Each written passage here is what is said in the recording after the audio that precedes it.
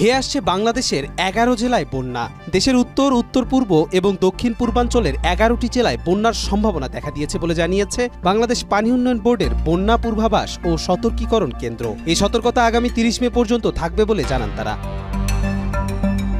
পাওবোর পূর্বাভাস অনুযায়ী ৩০ মে পর্যন্ত দেশের বিভিন্ন এলাকায় মাঝারি থেকে অতি ভারী বৃষ্টিপাত হতে পারে। ফলে রংপুর বিভাগের তিস্তা নদী এবং চট্টগ্রাম বিভাগের মুহুরী, গোমতী ও ফেনী নদীর পানি কিছু পয়েন্টে বিপদসীমা ছুঁয়ে যেতে পারে। বিশেষ করে রংপুর, নীলফামারী, লালমনিরহাট, গাইবান্ধা ও কুড়িগ্রামে নদী সংলগ্ন এলাকাগুলোতে আকস্মিক বন্যার আশঙ্কা রয়েছে।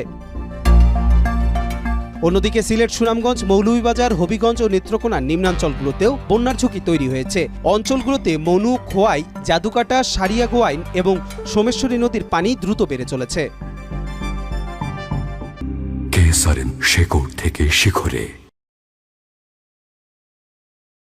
এছাড়া বঙ্গোপসাগরে সৃষ্টি হওয়া লঘুচাপ নিম্নচাপে পরিণত হয়েছে, যা এখনও ঘূর্ণিঝড়ের রূপ না নিলেও এর প্রভাবে দেশের বিভিন্ন অঞ্চলে থেমে থেমে ভারী বৃষ্টি হচ্ছে। আবহাওয়া অধিদপ্তর জানিয়েছে এই বৃষ্টিপাত ৩১ মে থেকে ধীরে ধীরে কমে আসবে।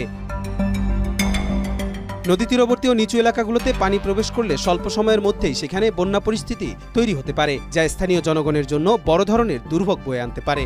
সংশ্লিষ্ট প্রশাসন ও জনগণকে সতর্ক থাকার আহ্বান জানানো হয়েছে। কবির চৌধুরী, মাই টিভি, ঢাকা।